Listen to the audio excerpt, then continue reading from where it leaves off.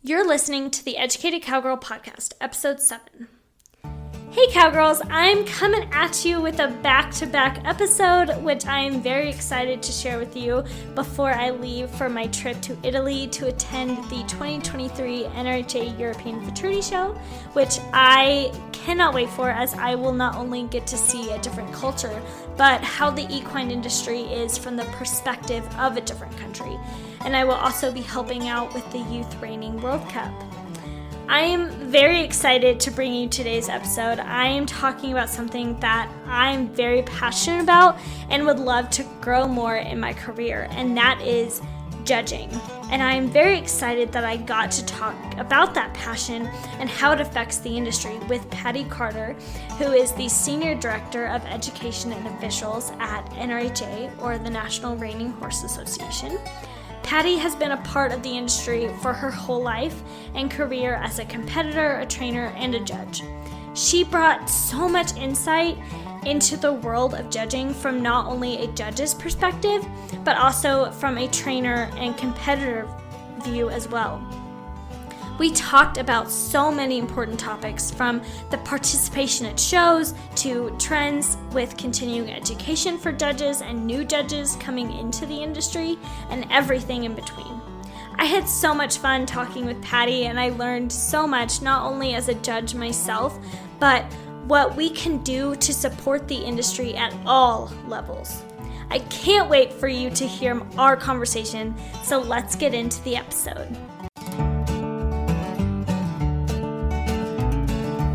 Hey, and welcome to the Educated Cowgirl Podcast, hosted by yours truly. My name is Abby Carpenter, and I am a cowgirl and equestrian through and through. I started this podcast wanting to make more of an impact in the equine industry. That's why I am making it my mission to help promote the industry to the public through sharing my love for horses through education and bringing other experts and professionals onto the podcast with me to discuss important topics that impact the horse community. So whether you are a crazy horse lady like me, want to learn more about horses, or want to learn more about the industry, you've come to the right place. On this podcast, we will be talking about ownership, horsemanship, fitness, faith, breeds, and so much more. We believe that it doesn't matter what type of saddle you ride in or the breed of horse you may ride. We all contribute to this community to make it great, and that there is always something to learn from the back of your horse. So grab a coffee and get ready to take some notes, and let's get started. This is the Educated Cowgirl Podcast.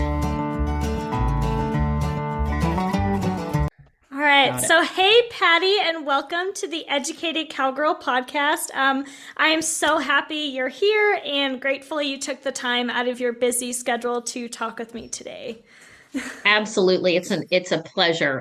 Any opportunity I can to talk about judging and stewards and the equine industry, I'm totally.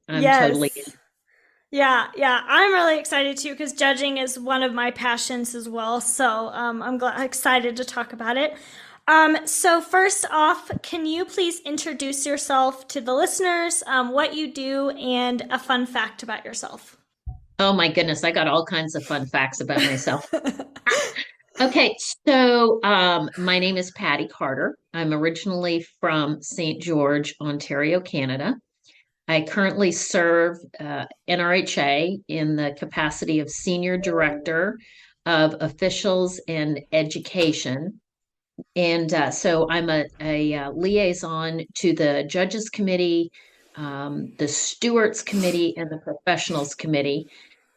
And just anywhere else I need to be a support person in the NRHA. Nice.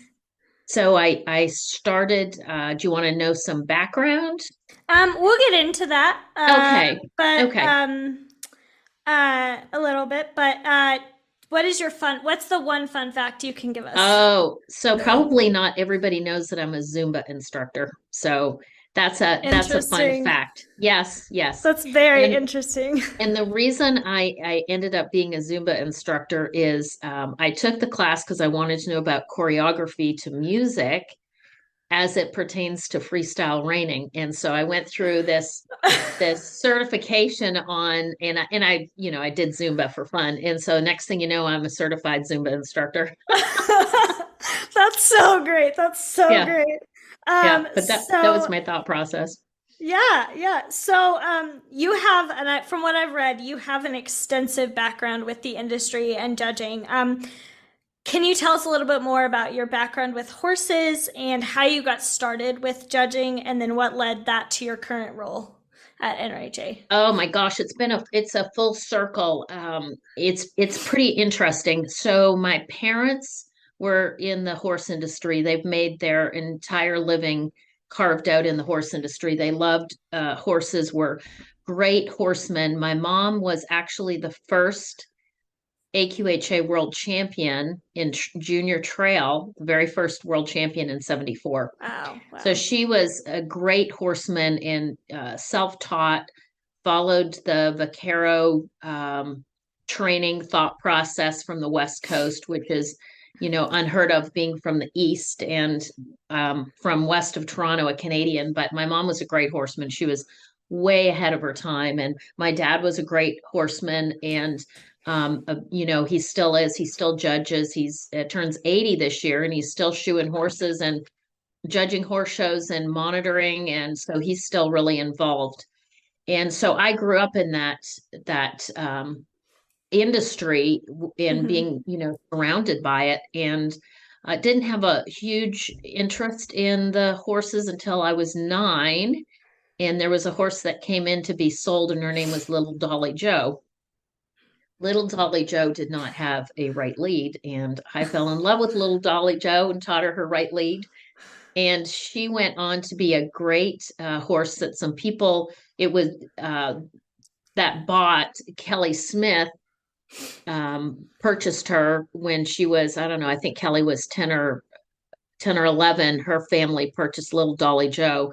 And Kelly Smith is still in the industry to this day, not the reigning Kelly Smith, the performance Kelly Smith. And, it all started with the Little Dolly Joe. And so that kind of, I became passionate about the horses at that point, and was going to go to the Toronto School of Art, the University of Toronto, to art school there. I knew I always wanted to be involved in the horse industry, but wanted to go to school there. And the Archesis from Italy showed up at my parents' place, and they had not owned any horses at this point. And so my family got them involved in the performance industry, and now they're the leading earners of breeders of reining horses today. And so Wow. yeah, so my family was responsible, which I'm really proud of because they always sold them very good horses at a very fair price. And I think that's so important when you bring new people into the industry. It doesn't matter how affluent they are, is that you treat them fairly and they'll be in it forever, which is a testimony with Archesis. Hmm. So I ended up going over there and showing for them off and on for 3 or 4 years. And so that was pretty interesting. And then I met Eugenio Latore, who is the current chair of the Judges Committee that I'm staff liaison. So we've known each other lifelong. And so it's interesting how everything comes full circle. And Yeah, here I for am. sure. I got my AQHA judges card in 98. That was my very first card.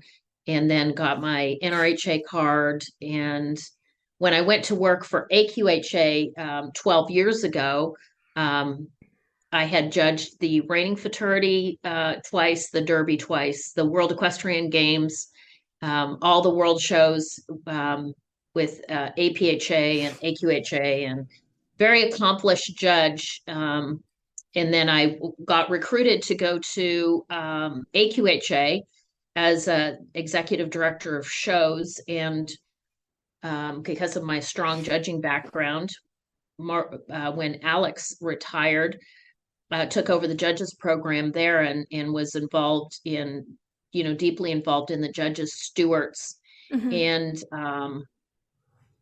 the drug testing. Previous to that, I was staff liaison for the pros. So it's been a great it just my whole life has led into the judging steward side of things. Right, And right. so I had a full training business before I went to AQHA. I coached all over the world and traveled all over the world giving clinics and judged all over the world. Was 2005 Professional Horsewoman of the Year, which is, a real honor. That's something that your peers vote on.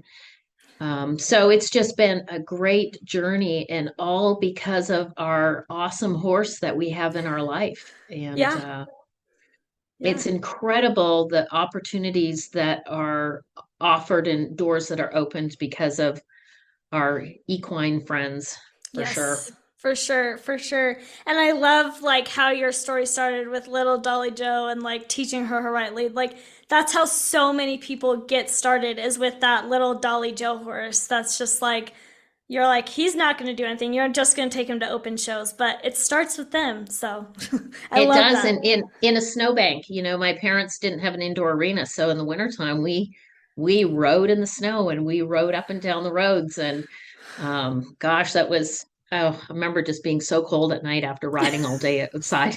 Yeah. Terrible. Yeah. I don't know if I could do it now. I probably could because I love horses, but Right, right, right. Did you do any like judging teams in college or not since you were you, at an you art know, school? I didn't because the Canada doesn't have a real strong 4-H program or judging team program that was offered. So I Okay. judged some open shows and got my feet wet with that before I just jumped right in and studied and applied for my AQHA card. I just jumped right in, and I was Right. first in a lot of events because I had jumped, and I had a pretty strong background in the hunters, and my dad roped, and probably the weakest events that I hadn't done were the cutting and cow horse. Right. Um, but it's a continuous. We know when you have a judge's card, that's just the beginning, is getting your card, and it's the continuing education and always wanting to make yourself better, that it's just limitless what you learn. You never learn it Right. all. It's like training a Right. horse. Judging horse Yeah. shows and horses is like horse training. You never learn it all. Yeah, no, never, never. Yeah, so with the continuing education, which is a part of your title at NRHA, and which I think is important for both exhibitors and judges, can you Absolutely. explain a little bit more about that in terms of the programs you oversee and how that contributes to NRHA judges and potential judges as well? Yeah, absolutely. So, NRHA judges are required to recertify every 2 years. So a lot of people don't realize that judges, pay for that continuing education out of their own pocket. And it's a substantial it's a contribution being gone um, for a weekend away from your business and the cost of travel. And they come every 2 years to recertify either internationally or to Oklahoma City, to recertify and to make sure that they're up with the latest and greatest, and they're moving forward. I mean, as judges, we have a huge responsibility to stay up with the horses right now in the reining industry are better than they've ever been. The horsemen are better than they've ever been. The horses are bred better than they ever been. And we have to, as judges, make sure we stay up with that trend, because, or not the trend, but stay up with that um, progression in the industry. And it's really has exploded. So there's it's Yes. continuously upgrading the maneuvers and making sure that they're current, that our judges are current, that they're being taught um, consistent and accurate maneuver and penalty application, Yeah. and that everybody's seeing the same thing with clear eyes. So it's a lot of communication, and that communication is tying over into our exhibitors, where um, we share the maneuvers tape. We've recently done voiceovers on it. And as anybody can go and purchase the maneuvers tape at NRHA.com on the shopping in the shopping area, in the shopping cart area. And so it's just that continuous education. And I think, when we've got a strong group of NRHA official monitors now, and they're also teaching the same things that the judges committee is teaching and supporting. So it's just a lot of, it's consistency, it's communication, making sure that score sheet is not only a tool to judges to score their classes, but it's also a learning tool for the exhibitors. And so that scorecard needs to reflect what actually happened with all their maneuvers in a reining pattern. Exactly. And it's also making sure that judges have the resources they need when they go to the show, so that we provide them with the right information as well. Yeah. And the right tools in their tool belt, and know that, they need to know, and they do know, that the judges committee is there to support them. NRHA is there to support them. And it's judging is a very hard job, and it's serious. I mean, every decision that you make drives the industry. Yes. And it's lots of focus, and it's sometimes it's a mental preparation game. And I know after a full day of judging, I'm mentally exhausted. Like, I can't think right now. You can't make any more decisions. You've already made enough decisions. Yeah, exactly. So when you left AQHA and went to NRHA, was it different going from working with mostly all-around judges to more specialized judges for the most part? Was a really big factor in it, because, I was overseeing education for hunters and cow horse, and the cutting and the roping, and, everything in between, showmanship, horsemanship, and to be able to focus on just one event. And, it's really, extra detailed. So that, definitely was a, yeah, that was a change. It definitely, but I don't know now, after being involved at NRHA at the level I'm at in the judging program, how I did all those other events, and developed that education and brought people together to present that education. It's a big job. Yeah, it's not easy at all, because you're dealing with a lot of different people and personalities and trying to make everyone happy. Penalties and different score sheets. And yes, I was also responsible for overseeing the patterns at the World Show. And so, I think the last year at the World Show, our team oversaw about 133 patterns, and some of those I drew, and so it's it's been definitely a shift. Yeah. Oh my God. I'm sure. So with all the different shows and events and associations and breeds that you have judged for, are there any shows or events that particularly stick out to you as one of your favorites, and that you've judged? And are there any myths or stereotypes that you can bust about judges?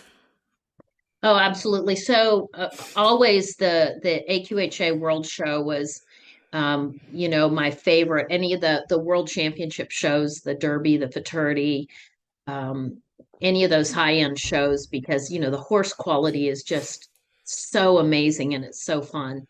Yeah.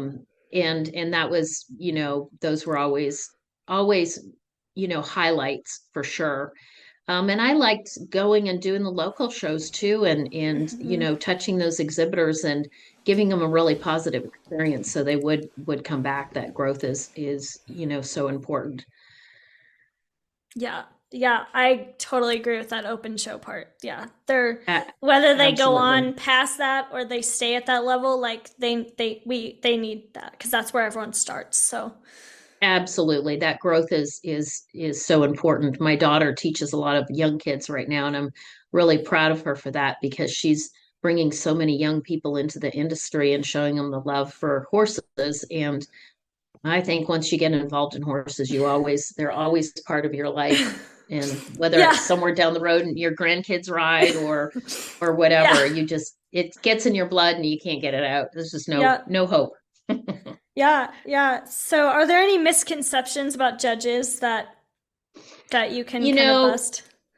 The thing is that when judges are out there judging, they're for the exhibitor and they want what's best. They're out there, they're trying their best to sort through everything and score everything. And, they take it very serious and they're on the exhibitor side and they want the exhibitor to succeed. And so I think that that's, something that people need to know in judges, have a lot of them have shown themselves and have had embarrassing things happen. And, you ride horses enough, it's going to be a humbling experience. And for people to know that judges are on their side when they go show and that they're cheering for them is I think that's important to know.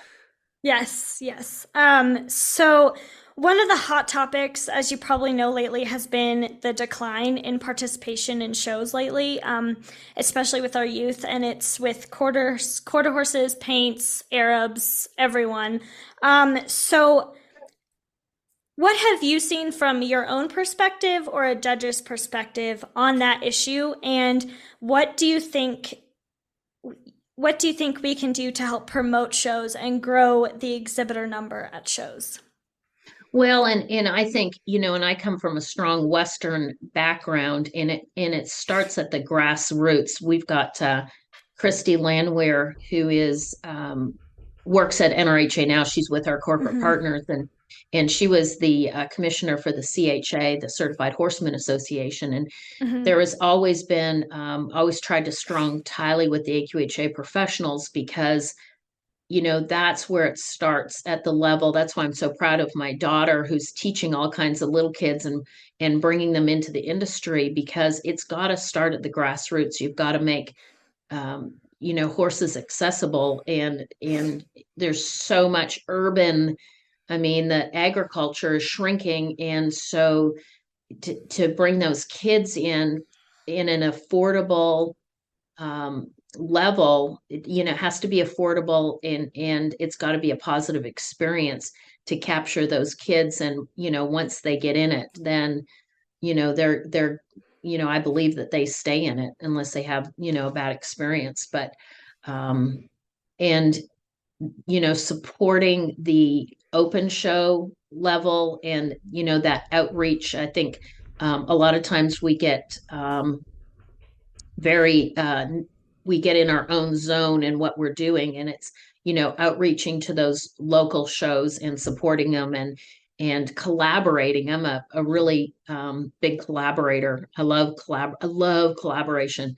It just opens so many doors, and supporting some of those local shows, because that's where the growth comes from. And the more competitive you become, the more expensive it becomes. But I think that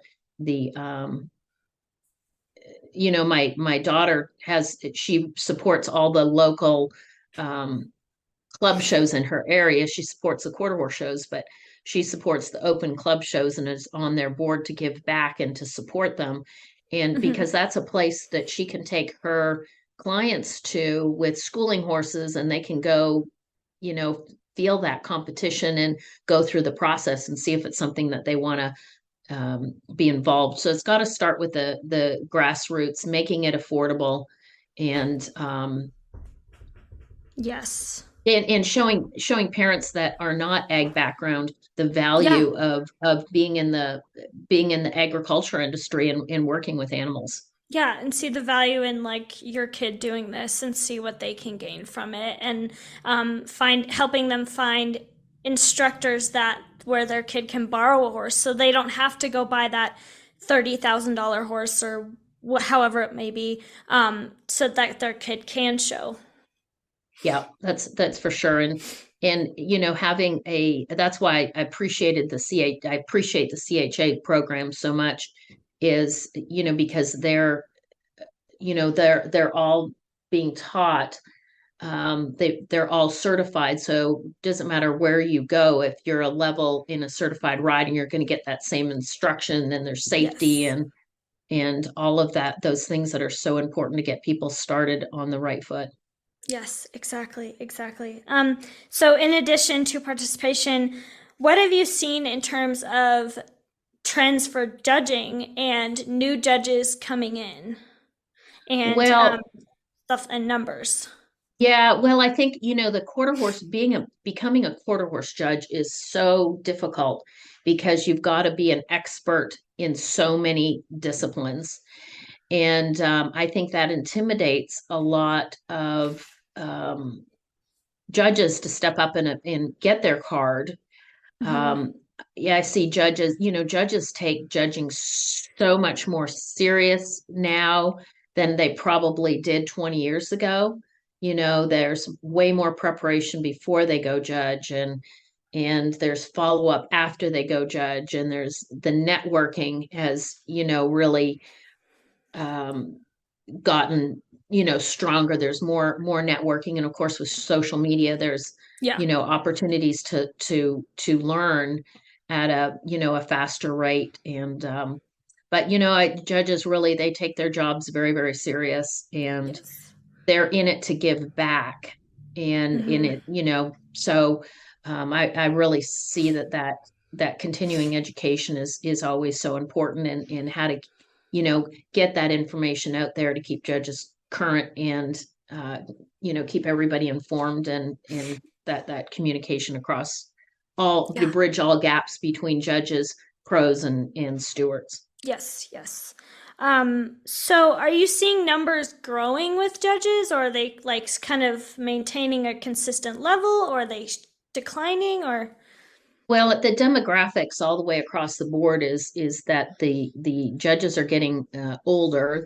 There's fewer young professionals coming into the industry, and that's always a concern. Hmm. Um, and I think that on the AQHA side, it's stayed pretty. Their judging program has morphed into there's a lot of specialized cards, and so I think some of that takes the numbers away from the all around judges, because of the judges that can just go and get a versatility ranch horse card, or um, if they do the cutting or the cow horse or Hmm. the reining, they can be specialized with AQHA in those classes. So, but our judging numbers on the NRHA side have declined.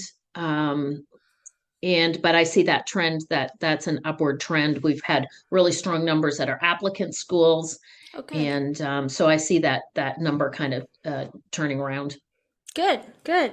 Yeah, yeah. Judges definitely need more younger people coming in. Um, Yes, definitely. yeah.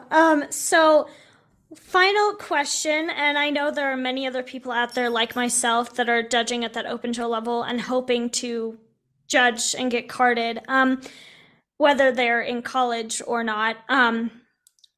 So, what advice would you give to them as they're learning and researching to get their cards, whether that's with NRHA or with any other association? Yeah, I think that anytime you can go and you can audit at judge schools, I think that that's really important to be able to get in and audit at know where your weaknesses are when you judge, and where you feel insecure, and whether that's if that's in the halter, go and spend some time with halter horse trainers, or professionals. Professionals are so willing. They want good judges because they want to be judged right when they're in the arena. So if your weak area is roping, hook up with somebody that ropes, and watch some runs and score some runs, and really don't be afraid to reach out to other judges and spend time with them Mm-hmm. scoring videos, or meeting them at a horse show, and just learning as much as you can where your weak areas of that we all know where our weaknesses are, and be as good as you can and develop your eye. Mm-hmm. I think it's always important to do an event, I've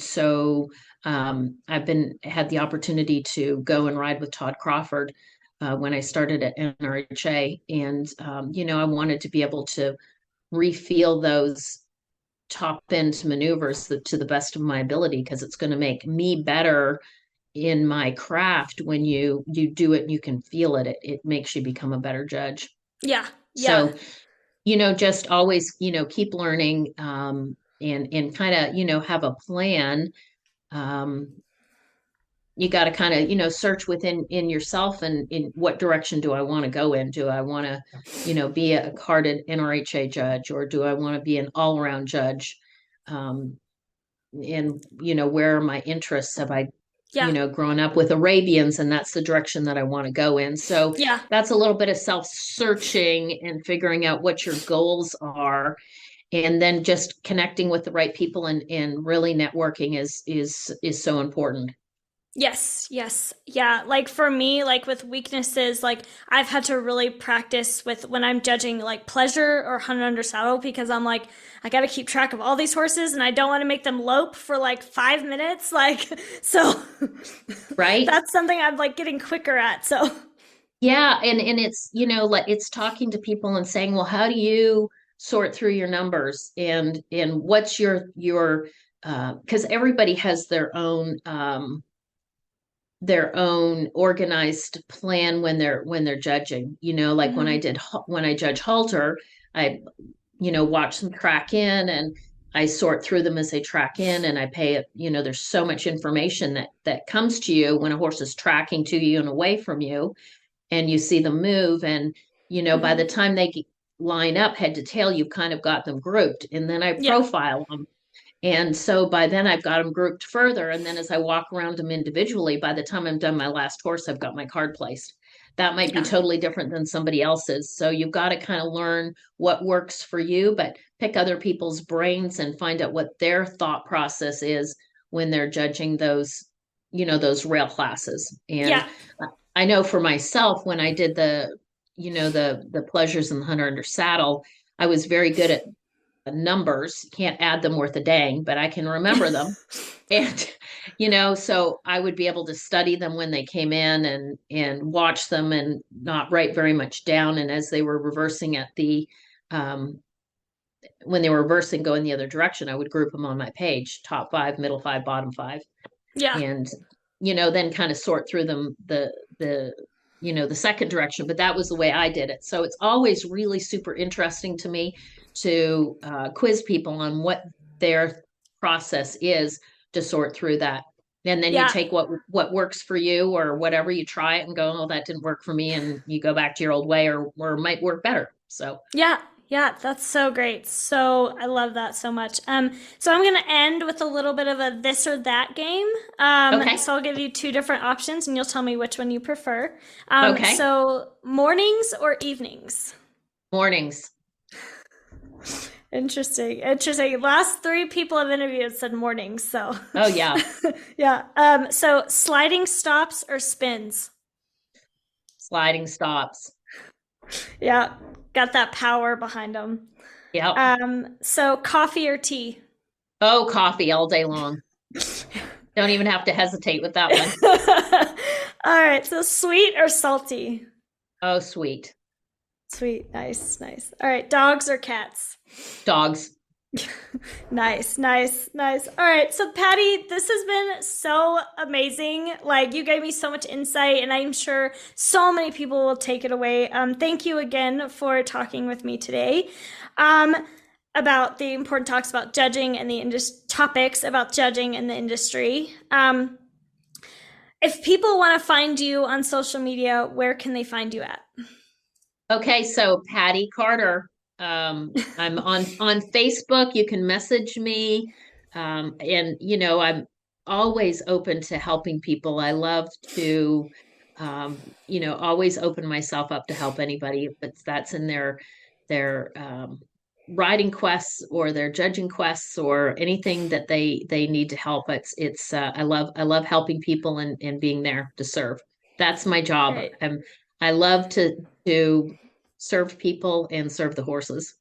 Great, great. Well, I look forward to seeing you again, hopefully soon. And thank you again. It's such a pleasure. Thank you for the Thank opportunity. you. Wow, isn't Patti amazing with all that she has accomplished in her career and what she continues to do to make the hard job of being a judge a little bit easier through helping them make sure that they have the right education to do their job fairly and responsibly. As she said, it takes communication and consistency to make the decisions of how to place a class, especially at the higher levels, as the horses get tougher and there might be more at stake.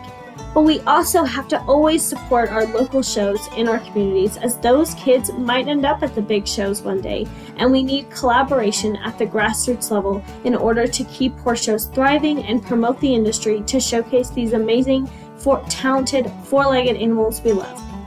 If you love this episode, please screenshot it and share it on your Instagram stories and tag me at The Educated Cowgirl. Thank you so much for joining me for this episode of the Educated Cowgirl podcast. I hope you enjoyed it, learned something new, and will come back for more. But for now, stay blessed and ride on, Cowgirls.